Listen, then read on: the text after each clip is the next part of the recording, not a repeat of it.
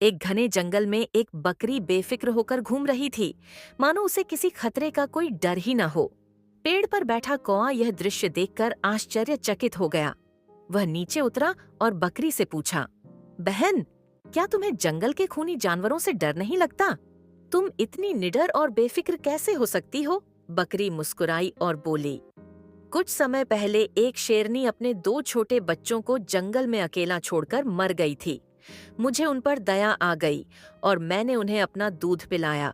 आज वे दोनों शेर बड़े हो गए हैं और उन्होंने पूरे जंगल में घोषणा कर दी है कि हमारी माँ बकरी को कोई बुरी नजर से न देखे।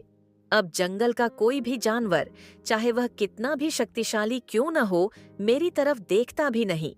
कौवा बहुत प्रभावित हुआ और मन ही मन सोचने लगा, काश मुझे भी किसी दिन पक्षियों की दुनिया में अपना स्थान बनाने का ऐसा ही अच्छा अवसर मिलता।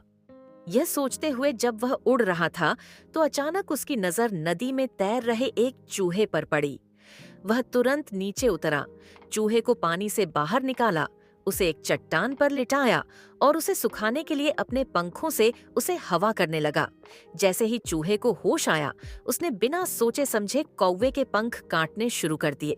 कौवा अच्छाई के राग में मस्त है और चूहा अपनी स्वाभाविक मनोदशा में व्यस्त है। कुछ ही देर में चूहा पूरी तरह सूख गया और वापस अपने बिल में भाग गया। कौवा अपने अच्छे काम से खुश होकर आकाश की ओर उड़ने लगा, लेकिन कुछ ही क्षणों में वह मुंह के बल जमीन पर गिर पड़ा। उसके पंख काट दिए गए थे और वह अब उड़ने में असमर्थ था।